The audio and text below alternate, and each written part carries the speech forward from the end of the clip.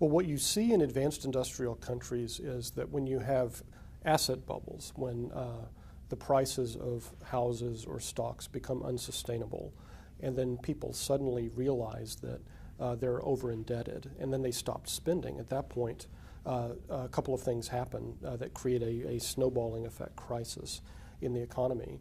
Consumers stop spending because they want to pay down their what they now consider to be excessive debts. They didn't yesterday, but today they do. And at the same time, there's a general financial panic because without the repayment of those debts, all of those debts are someone else's assets in the financial system. And the creditors don't know what they're worth, literally. At that point, the entire system is contaminated and everyone realizes that there are these toxic debts that may never be repaid. It's generally a rule of thumb that in that case, and I think most progressive as well as conservative economists agree on that, it does make sense in one way or another for the government to socialize the toxic debts in order to allow both households to return to consuming more, and consumption is what drives an advanced economy for the most part, but also to get them out of the financial system so that it's not clogged up by kind of arteriosclerosis of the veins and arteries of finance. So that's not controversial. What was controversial was in the United States, this was not accompanied by measures beyond rescuing the financial community. Two in particular. There was a lot of pressure early in the crisis to restructure household mortgage debt.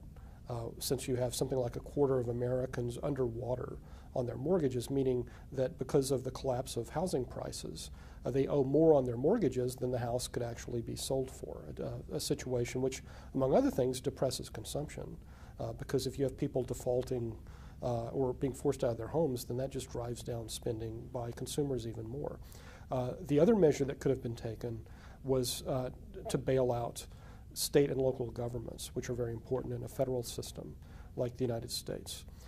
So there could have been a plan in which you did temporarily bail out the banks one way or another. You can quibble about how you do it and the details of it, but that was probably necessary.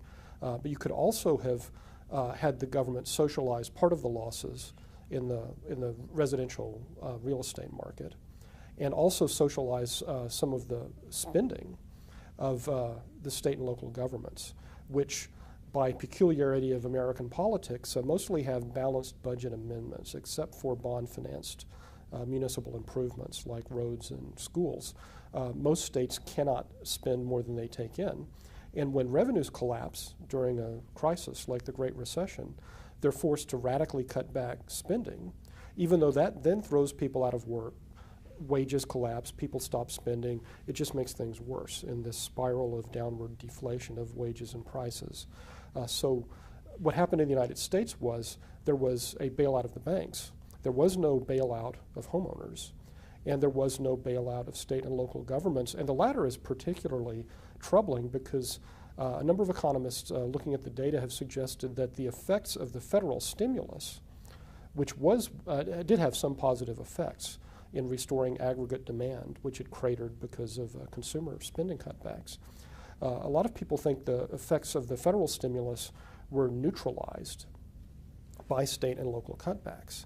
So even as the federal government was expanding the economy somewhat through investment in infrastructure, through public works, through extending unemployment insurance at the state level, states, counties, and cities were firing people, laying off teachers, policemen, ending road projects.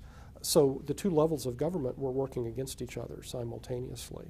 I think that's a stronger criticism, that the bailouts did not go far enough, rather than saying there should have been no bailout of the financial system at all. If that had occurred, then probably the Great Recession would have turned into a second Great Depression.